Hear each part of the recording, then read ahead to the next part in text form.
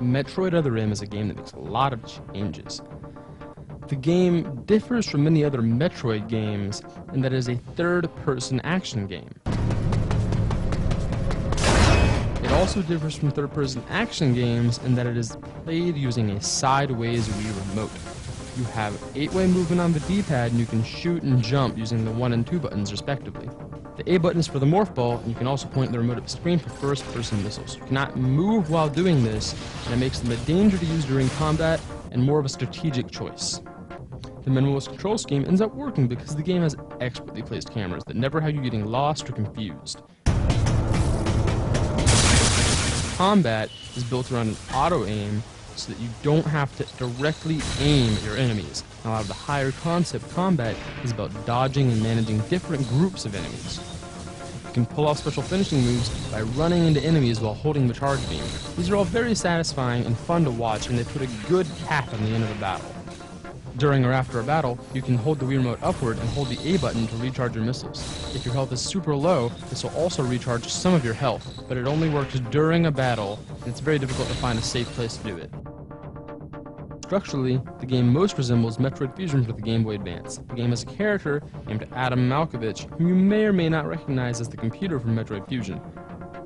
He essentially serves the same purpose here by locking doors around the facility to usher you through the environments in very specific ways.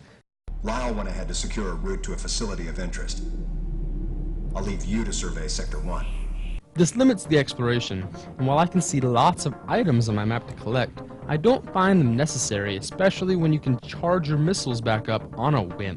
Metroid Other M's biggest flaw is its reliance on a cutscene-heavy story. I knew I could get away with it.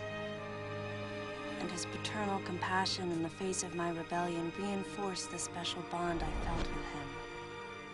They really tried to put in a lot of deep character development into this one by having characters from Samus's past and showing her leave the Galactic Federation, but it is all for naught. The writing and voice acting are absolutely dreadful, and a lot of the stuff Samus says would feel more natural in a teenage girl's diary rather than coming out of the mouth of a bounty hunter. Confession time. The actual plot of the game itself is pretty good, and if it weren't for the voice acting and terrible writing, I could see it making a good addition to the Metroid fiction.